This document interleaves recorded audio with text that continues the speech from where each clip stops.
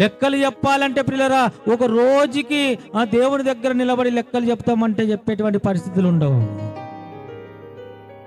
ఈ రోజు దేవుని కొరకు నేను ఏం చేశానే అని ఒకవేళ ప్రశ్న వేసుకుంటే ఏముండదు.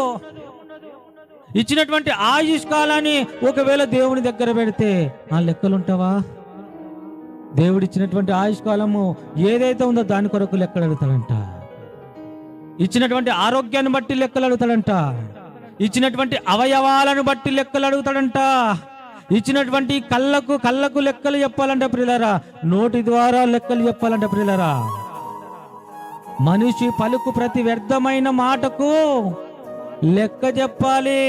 మత్తయి సువార్త 12వ అధ్యాయము ప్రియులారా, మత్తయి గారు రాసినటువంటి సువార్త 12వ అధ్యాయము చదువుతారా? 36. నేను మీతో చెప్పినదేమనగా మనుషులు పలుకు వ్యర్థమైన ఎన్ని మాటలను గూర్చి, ప్రతి మాటను గూర్చి ఏం చేయాలంట?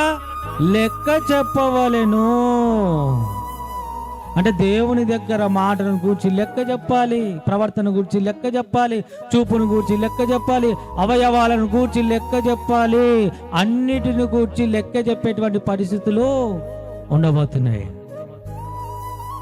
కనుక ప్రియులారా, మన యొక్క పరిస్థితులన్నిటిని ఒకసారి మీరు ఆలోచన చేస్తే ఖచ్చితంగా దేవుడు చెప్పినటువంటి మాటల ప్రకారమే మన బ్రతుకులు ఉన్నవా లేవా అని మనము ఎవరికి వాళ్ళు ఆలోచించుకుంటూ మన యొక్క విశ్వాస జీవితాన్ని కొనసాగించాలి.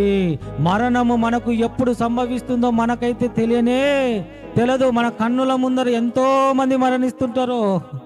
అలా మరణాలు చూసినప్పుడు నేను కూడా ఎప్పుడు మరణిస్తానో అని ఆలోచన రావాలి మనకు. ఎవరైనా చనిపోతే చనిపోయినటువంటి వ్యక్తి గురించి మనం మాట్లాడుకోవడము కొంతవరకు మంచిదే, కానీ ఏం మాట్లాడాలి? నేను కూడా మరణిస్తానేమో, మరి మరణిస్తే నా పరిస్థితి ఏంటి, నా లెక్క కథ ఏంటి, ఈ భూమి మీద దేవుడిచ్చినటువంటి ఆయుష్కాలము ఆ దేవుని దగ్గర నేను ఎలా చెప్పగలను అనేటువంటి ఆలోచనలు ఖచ్చితంగా మనుషులందరికీ ఉండాలి. మనుషులందరికీ ఉండాలి ప్రియులారా. దేవుడు అంట పరలోకములు అంట ప్రకటన గ్రంథంలో చెప్తాడు, వాణ్ణి క్రియల చొప్పున సిద్ధపరిచినటువంటి జీతము ఇవ్వబోతున్నాడు మనందరికీ. మన అకౌంట్ పరలోకంలో ఉంది. జాగ్రత్త అండి, మనకు అర్థం కావడానికి. మన అకౌంట్ పరలోకంలో ఉందంట ప్రియులారా. ఆ అకౌంట్ లోనికి వెళ్ళిపోతున్నాయి తెలుసా? మనం చేసేటువంటి అన్ని వెళ్ళిపోతున్నాయి. అవి మంచివి కావచ్చు, చెప్పండి, అవి చెడ్డవి కావచ్చు, మన అకౌంట్లోనికి వెళ్ళిపోతున్నాయి పిల్లరా. ఆ అకౌంట్లో తీరా చూస్తే ఏమున్నామంటే అన్ని ఏముంటవి? చెడ్డవే ఉంటవి.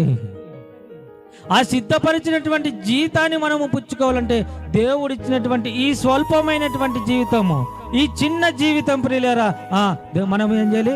దేవుడు చెప్పినటువంటి మాటల ప్రకారం బ్రతకాలి. ఇది శాశ్వతమైనటువంటి జీవితం కాదు ప్రియులారా, ఇది చాలా చిన్న జీవితం. ఈ చిన్న జీవితం కొరకే నువ్వు ఇంత కష్టపడితే శాశ్వత కాలము, కోట్ల సంవత్సరాలు పరలోకంలో నిత్య జీవంలో ఉండేటువంటి స్థలం కొరకు మనము ఎంత ఆలోచన చేయాలి. ఈరోజు మనం ఆలోచన చేయాలి ప్రియులారా. ఈరోజు మన పిల్లల కోసం ఆలోచన చేస్తున్నాము, భార్యల కోసం ఆలోచన చేస్తున్నాము, బంధువుల కోసం ఆలోచన చేస్తున్నాం, కానీ మన ఆత్మీయ జీవితం కొరకు, మన ఆత్మల కొరకు ఆ దేవుడు మన పట్ల ఉన్నటువంటి ఆ ప్రణాళికను గూర్చి ఆలోచన చేసే పరిస్థితులు ఏమైనా ఉంటే అవి ఏమీ లేవు